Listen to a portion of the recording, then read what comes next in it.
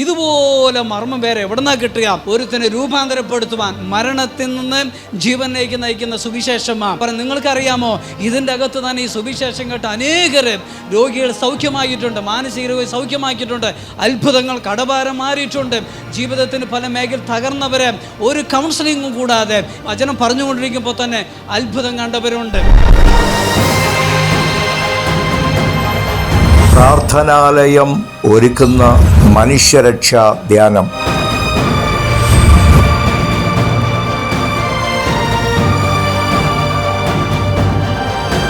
ഇനി ജീവിക്കണ്ട എന്ന് തീരുമാനിച്ചൊരു വ്യക്തിയാണ്. പക്ഷേ ഇപ്പോൾ ഇവിടെ ഈ ധ്യാനത്തിന് വന്നപ്പോൾ ദൈവം എന്നിൽ പ്രവർത്തിക്കാൻ തുടങ്ങി.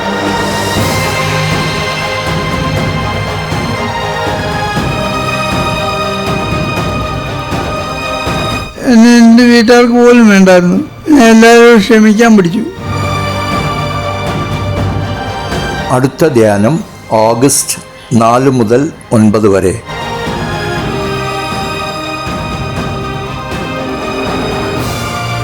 അതുപോലെ എനിക്ക് ഈ 2 കഷത്തിൽ ഭയങ്കര വേദനയായിരുന്നു. ഇങ്ങനെ തൊടാൻ പറ്റാത്തൊരു വേദനയായിരുന്നു 2 കഷവും. ഇവിടെ വന്നപ്പോൾ അതെല്ലാം പൂർണ്ണമായി നീങ്ങി പോകുവാൻ തക്കവണ്ണം ഇടയായി. ഷാരി പാസ്റ്റർ പ്രാർത്ഥിച്ചു. അന്ന് ഉണ്ടായ ആ വിടുതൽ, എൻ്റെ കാലിൻ്റെ വേദന പൂർണ്ണമായിട്ട് മാറി എന്നുള്ളത്.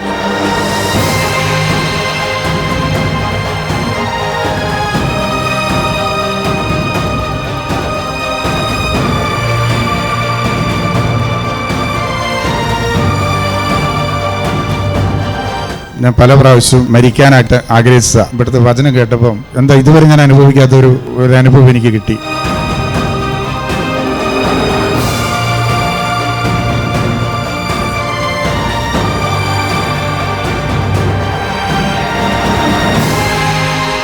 ആ കണ്ണുനീര് ഇവിടെ വന്ന അന്ന് മുതൽ മാറിപ്പോയി. എനിക്ക് ഒത്തിരി വിഷമം ഉണ്ടായിരുന്നു. ശരീരത്തിൻ്റെ വേദനകളായിരുന്നു എനിക്ക് വിഷമമുണ്ടായിരുന്നു. ഇപ്പം പാസ്റ്റർ പ്രാർത്ഥിച്ചപ്പോൾ എനിക്കൊരു വിഷമം എല്ലാം മാറി. എൻ്റെ ആ വേദനകളെല്ലാം മാറി. നല്ലൊരു അനുഗ്രഹമായിട്ട് തോന്നുന്നു എൻ്റെ ശരീരത്തിൽ. ഇതുവരെയും അനുഭവിക്കാത്ത ഒരു ദൈവ സാന്നിധ്യം, ഒരു സമാധാനം നൽകുന്ന ഒരു ദൈവ സാന്നിധ്യം അനുഭവിച്ചു. എനിക്ക് കറണ്ട് ഇങ്ങനെ അടിച്ച് കാലേന്ന് മുതൽ തരിപ്പായിരുന്നു. മൊത്തം ഷോക്ക് പോലത്തെ ഒരവസ്ഥയായിരുന്നു എനിക്ക്. അത് അവസാനം അത് തണുപ്പായിട്ട് അങ്ങോട്ട് ഭയങ്കര കാറ്റായിരുന്നു. തണുത്ത കാറ്റുണ്ടായിട്ടുണ്ടായിരുന്നു. പിന്നെ കർത്താവിൻ്റെ ആണിപ്പഴുതുള്ള കടന്ന രക്തത്തുള്ളികൾ വന്ന് എൻ്റെ ശരീരത്തിന്മേൽ ഇങ്ങനെ സ്പർശിക്കുന്നത് പോലെ എനിക്ക് അനുഭവം ഉണ്ടായിരുന്നു.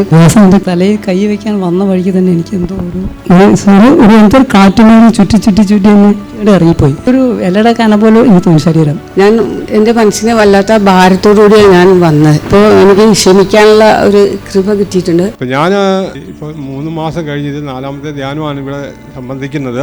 ഇവിടെ കൂടാൻ ഇടയായത് ഒരു വലിയ ഭാഗ്യ പദവിയായിട്ട് തന്നെ കരുതുകയാണ്. SVJയിൽ നിത്യജീവന്റെ മൊഴിയുണ്ട്. ഇതാണ് യഥാർത്ഥ സുവിശേഷം, ഇതാണ് ദൈവരാജ്യ സുവിശേഷം, ഇതിലേക്കാണ് ദൈവം നമ്മളെ വിളിച്ചിരിക്കുന്നത്. എനിക്കിപ്പോൾ മനസ്സിലായി, ഇനി ഞാൻ എങ്ങോട്ടും തിരഞ്ഞു പോകേണ്ട ആവശ്യമില്ല, ഇത് തന്നെയാണ് സത്യസുവിശേഷം എന്ന്. മിക്കവാറും എല്ലാ സഭകളിലും ഓടി നടന്നിട്ടുള്ളവളാണ് ഞാൻ. ഇവിടെ കുരുടനെ വഴി കാണിച്ചുകൊണ്ടിരിക്കുക, അനേകരും നശിച്ചുകൊണ്ടിരിക്കുക. അവസാനം ദൈവം സത്യം അറിയിച്ചു. ഞങ്ങൾ പല പ്രാവശ്യം വന്നിട്ടുണ്ട്. അങ്ങനെ കുറേ സംശയങ്ങളുമായിട്ട് ഇവിടെ വന്നു. പക്ഷെ ഇപ്പോൾ പറയാനുള്ളത്, ഈ അവസാന കാലത്തെങ്കിലും സത്യം അറിയുവാനിടയായി. ഞാൻ ഇവിടെ വന്നത് പിന്നെയാണ് ദൈവരാജ്യ സുവിശേഷം കേൾക്കുവാനിടയായി തീർന്നത്. ദൈവദാസന്മാരിലൂടെ എനിക്ക് ഒരുപാട് ദൈവത്തിൻ്റെ വചനങ്ങൾ അത് മനസ്സിലാക്കുവാൻ കഴിഞ്ഞു. എന്നെ ഓരോ വചനങ്ങളും വ്യക്തമായിട്ട് എനിക്ക് മനസ്സിലാക്കി തന്നു. പിന്നെ ഞാൻ എന്തോരം നന്ദി പറഞ്ഞു കഴിഞ്ഞാലും എനിക്ക് മതി വരാത്തൊരു സ്നേഹവും സന്തോഷവും ഞാൻ തറച്ചു പറയണം. എൻ്റെ അപ്പൻ എനിക്ക് കിട്ടി. ഇനി എനിക്ക് എൻ്റെ പ്രാണം പോയാലും എൻ്റെ അപ്പൻ എന്നെ കരുതിക്കോളുന്ന പോലെ ഞാനീ പോകണതപ്പാ.